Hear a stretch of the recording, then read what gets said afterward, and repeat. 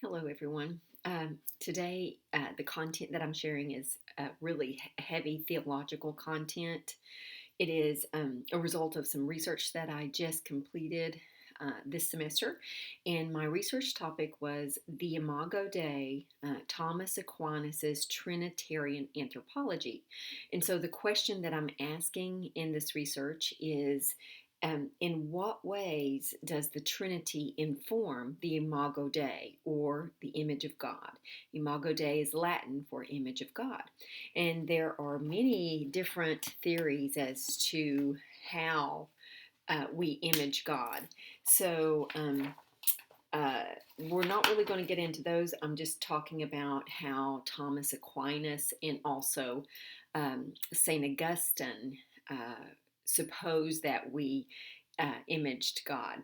And so, but first, before we can understand what Thomas Aquinas conceived of, we really kind of have to have an understanding of what St. Augustine thought about this topic, because Augustine really influenced Thomas Aquinas quite a bit. And one of the major headings in my research is Augustine's psychological analogy. So I'm going to just read this real quick and then expound on it a little bit. Augustine is the first to see the Trinitarian connection between God and man, as he pointed to the immaterial aspect of man's mind.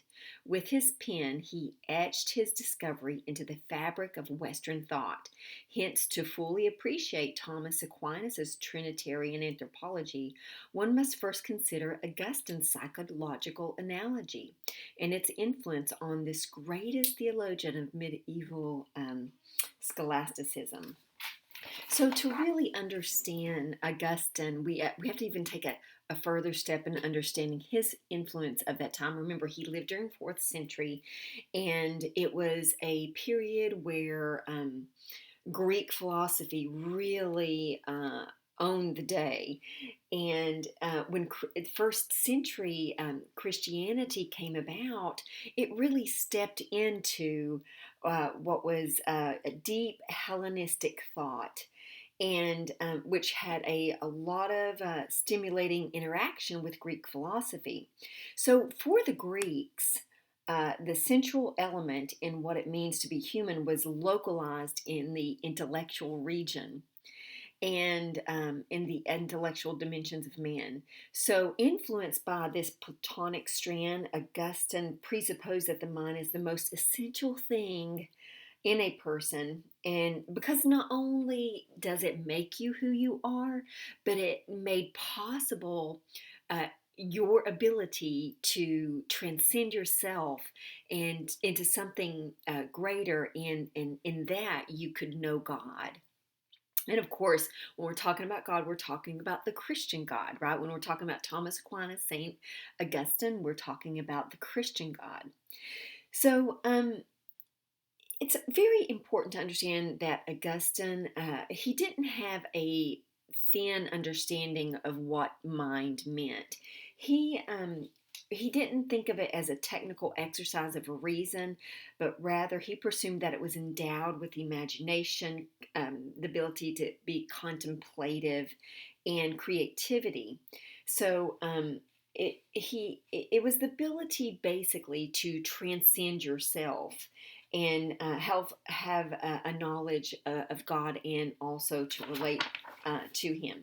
So, a couple of his books where you can get some information about that is his more famous book called Confessions. And it's a really interesting book because he writes it in a very devotional kind of way. So, anybody can read this and really appreciate it, whether you're trying to do scholarly work or if you're more on a devotional level. And then, of course, his book on the Trinity, and that's just a little bit more rigorous going, but very fascinating as well.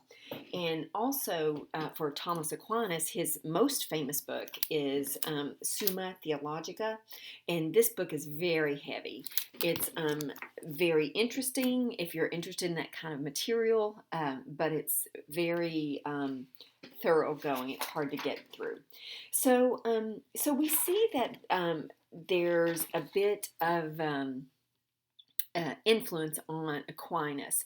But before we can really get into Aquinas, it's important to kind of discuss the anthropological methodologies that were used both by Augustine and Aquinas, because the way we go about doing something or method really kind of determines the end result of something. So it's always very critical to try to evaluate the methodologies used by any author or any person that's done any kind of research. They really kind of investigate that area. So one of the sections on my paper is anthropological methodology, and so I say here that prior to the onset of the investigation for Aquinas's anthropology, considerations of his methodology and use of language should briefly be assessed. First, methodology in theology must begin either from above, which means from God and revelation being the Bible or general revelation. So it must start from above, or for some people, they start from below, which means from an epistological foundation.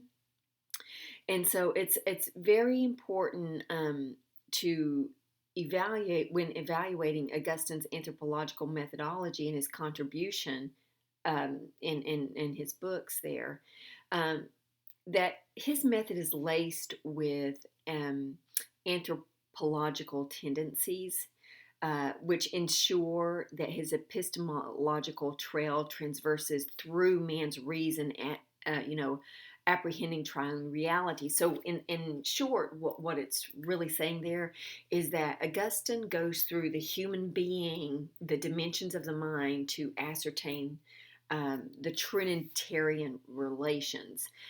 And so that's the use of his methodology.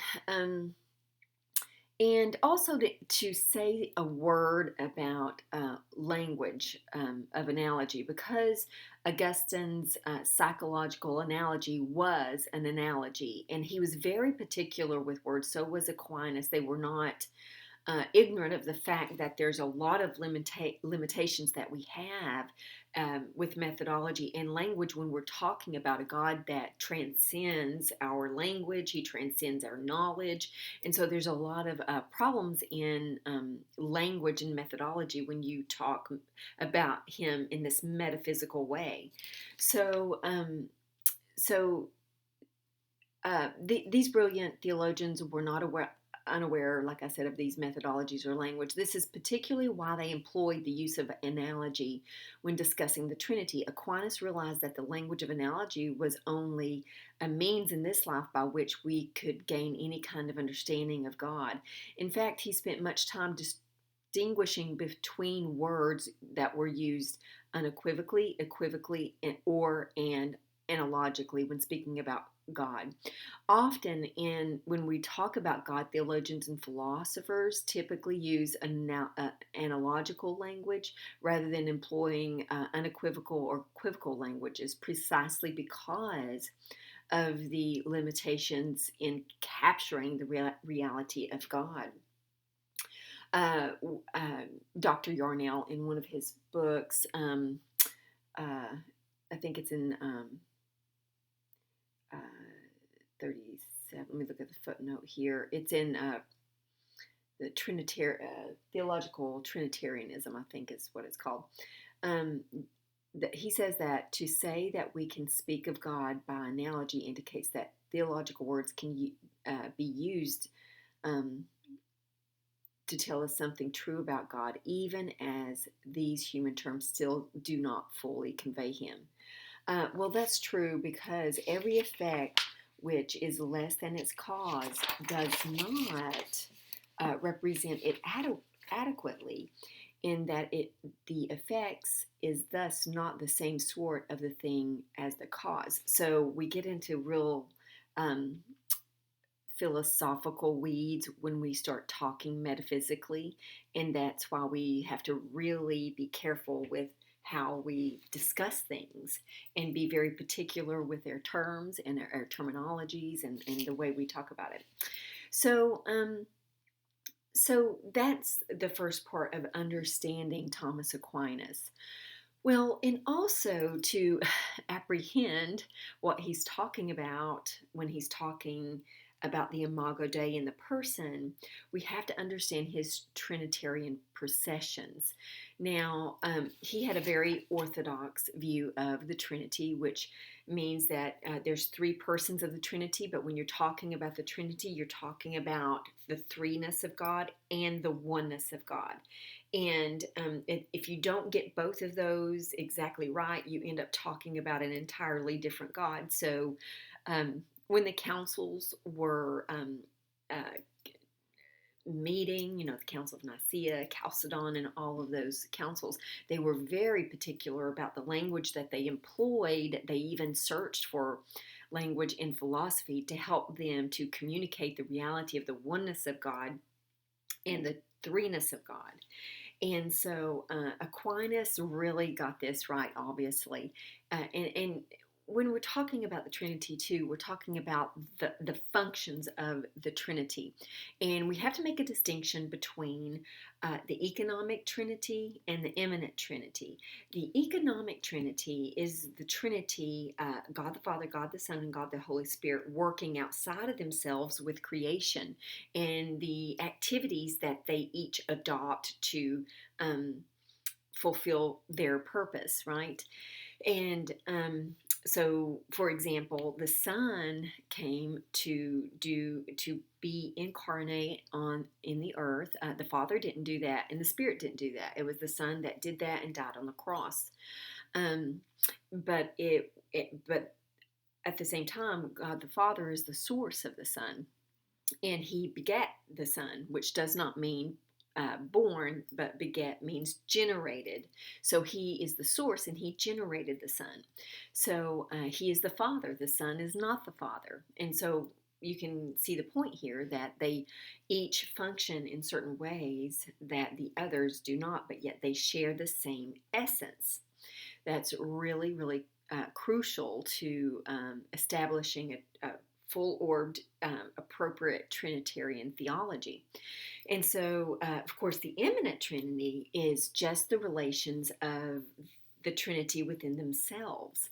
And when we're talking about the immanent Trinity, we really do talk analogously and we talk metaphysically, and we have to be very careful because that's where we can get into a lot of trouble. And but that's exactly what Augustine and Thomas Aquinas used to develop what it means for us to have the Imago Dei.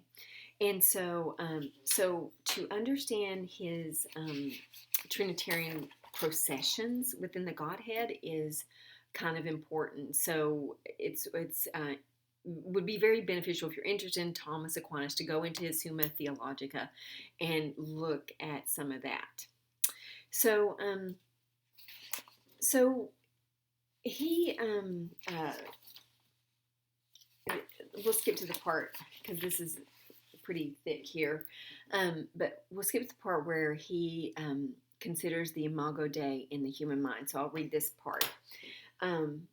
It says, Thomas Aquinas, the Imago Dei in the human mind. It can be clearly seen that for Thomas, it is the mind that supremely shaped after the image of the Trinity. But why does he come to this conclusion? First, recall that Aquinas' methodological starting point in his investigation of Trinitarian processions was not God the Father, but God. That is, in his beginning question was not whether there is a procession from God the Father, but whether there is procession in God. Second, he believes that just as God knows and loves himself in his processions, likewise man may find his image in the mind. So, with that sentence, I'll rehearse something that's really important in understanding about God's immanent relations and knowing and loving himself. So, Augustine adopted the different, he was really searching for an analogy that we have in this world that would explain the immanent relations of the Trinity. And so he came up with the mind, and the mind contained memory. It contained knowledge of itself, and it also had a will or love for itself. And so these activities in the mind, while they did perform different actions, they were still the same. And so you can see how he would allow this to generate an understanding of the Trinity, because you could possibly see threeness and oneness there. And so that's what is being spilled over to Thomas Aquinas. And so we see that he talks about that, and he has some quotes in the Summa that I have in my paper here. And so it's very important to realize that in this immanent Trinity, that the Trinitarian unity that they share there is that they do function as one and they love each other, and it's the different ones in the procession do that kind of work. So he says, like the procession of the Word, which is Jesus and knowledge, the Holy Spirit, which is love, so the human mind or the intellectual soul functions in an active procession of the Word and love. Specifically, Aquinas notes that just as the uncreated Trinity is distinguished by the procession of the Word and love from both the speaker and the Word, so we may find that this uncreated Trinity is in the human mind. For we too observe a procession of the Word in our intellect and a procession of love in our will. Okay, so third, recall that precisely because the mind has the potentiality for self-transcendence, unlike other creatures, it can apprehend God. And this could be said about the immanent Trinity in that it's transcendent, and we're very much like God in the fact that we can transcend ourselves, and we can make ourselves our own objects of reflections. And so Aquinas clearly communicates the point that the mind is not laced with the Imago Dei simply because of its computing power or its qualitative elevation over other creatures, but rather because of its ability to transcend vertically in pursuit of knowing and loving God. So we see that he declares that humans most perfectly image God when they are knowing and loving God, for God is supremely the apex of man's act and intellect and will. And he notes that this is demonstrated because for God's own self-understanding and love for himself realized in the divine Trinitarian procession demonstrate that God is a central, singular, and supreme object of meaningful activity of the mind. Hence, this is why for Aquinas the Imago Dei is nested in man's rationality, as only the mind can be the garden whence the knowledge of God and subsequent love for him can flourish. So so he does locate it in the mind, but it really kind of begs the question of, but would the Imago Dei, when you consider that, it has to be something that is shared by every single person that's ever lived, whether you're a Christian, non-Christian, murderer, Hitler. I mean, every person has to have the Imago Dei because that's the communication that we have from Genesis. We see that in Genesis chapter 1 that God tells us, let us make God in our own image. And then when he did his work, he said, he created them both male and female and created them both in the image of God. And even after the fall, we see that when Cain had murdered his brother, that although he was, thrown out of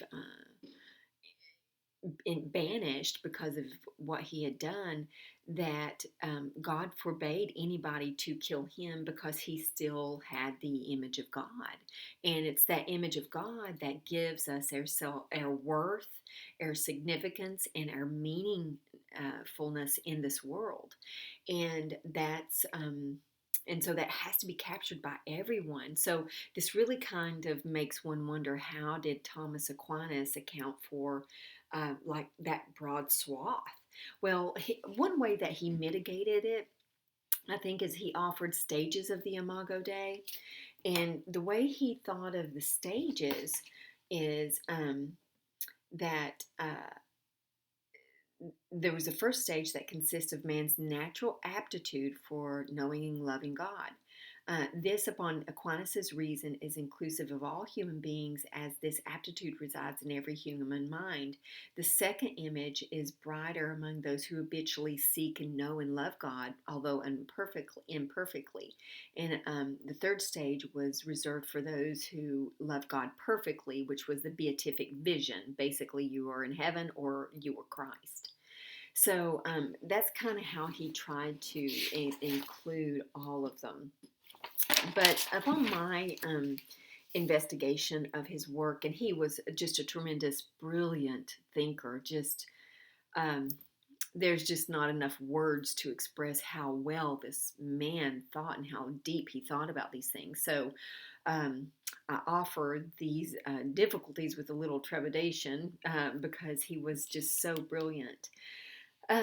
But it seemed that because his Imago Dei was centered on the mind, it was really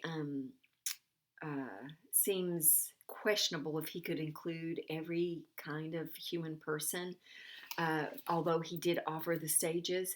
But it really wouldn't seem to include people with profound disabilities because they really wouldn't have the aptitude which consists in the very nature of the mind, as some of the individuals with profound disabilities cannot think coherently. So it seems it wouldn't include them. Although I'm not saying that people with profound disabilities cannot respond to God. I'm really talking in terms of mental capacity of thinking coherently. It would make it very difficult to include that. This further makes one wonder on Aquinas' view whether fetuses possess the Imago Dei before their brain has formalized or materialized. Undoubtedly, this would be a very important discussion for those supporting the right to life movements. Additionally, if the image of God is localized in the mind, what does this mean for those who are demented, or those who experience an entire lifetime of debilitating mental disorders, or those who are in a comatose state?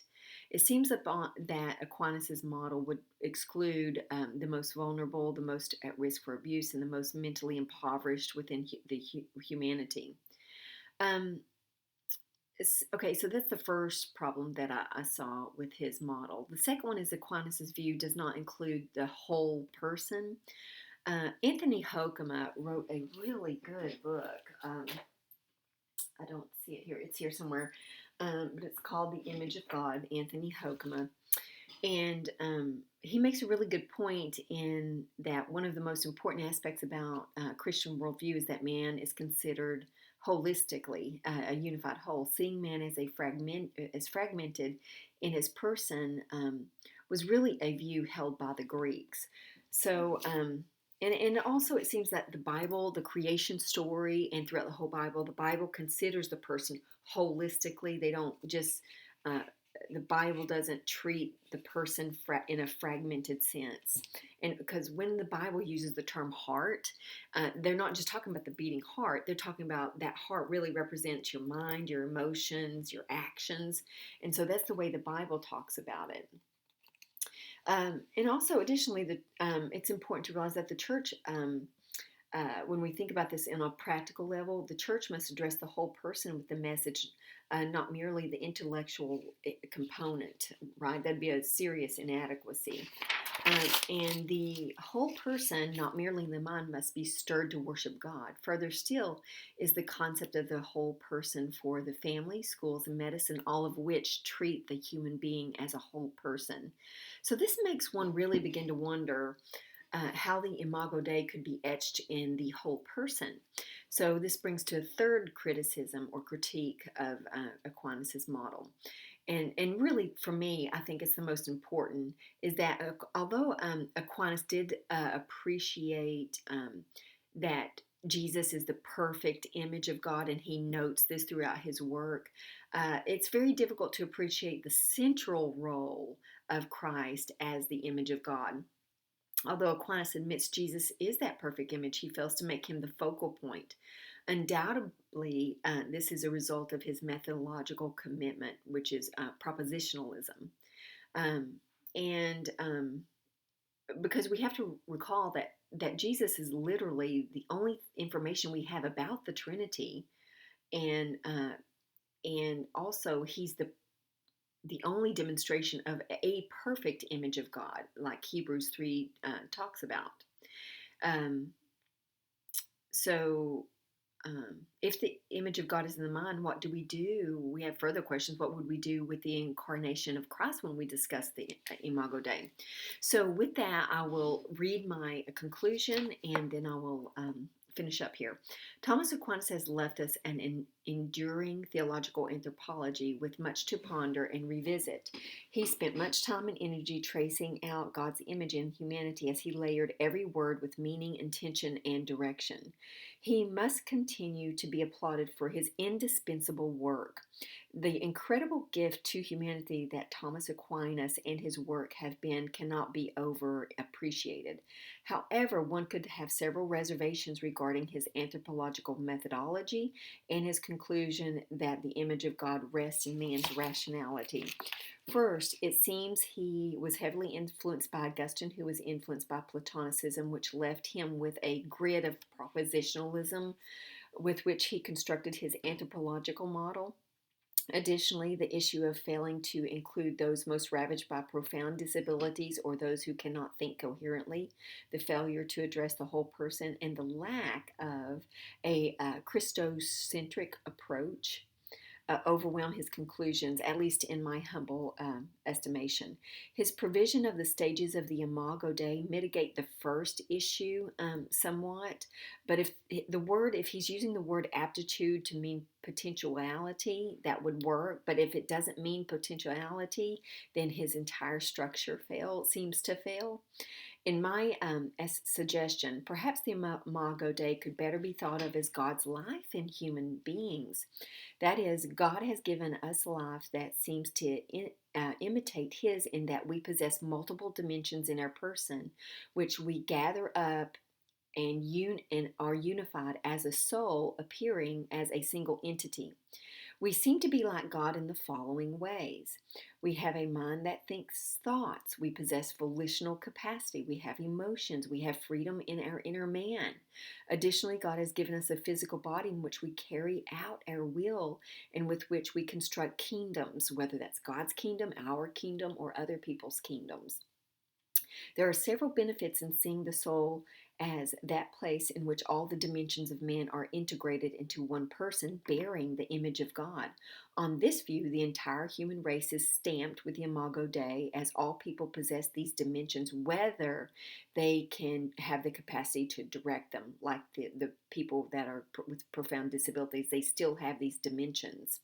Secondly, the whole person is considered. Third, most importantly, the God life we possess in these dimensions can be seen in Christ as he perfectly oriented all of them as he carried out God's will. His thinking, volition, his emotions, his freedom, and his physical body were in perfect harmony with the Father's purpose as he utilized all these dimensions in building his kingdom. In closing, as this study has been an effort to apprehend how man images God, one is reminded of the vast implications of failing to anchor man's existence, significance, and worth in the Imago Dei. Without such, humanity is left to be its own judge and assign worth wherever one deems or wherever a society deems. Looking back on the 20th century, arguably the bloodiest century in history, at the global terror of the Great Wars, the gulags of Russia, and the concentration camps of Nazi Germany, serve as a grave reminder of the dire need for each person to see in others the image of God. So that's my research on the Imago Dei. I hope that you enjoyed it. If you have any questions or would like to take a closer look at my paper, you can email me at charleneWolfe@hotmail.com. That's CharleneWolfe@hotmail.com. Anyway, thanks for watching. Have a great day. Bye.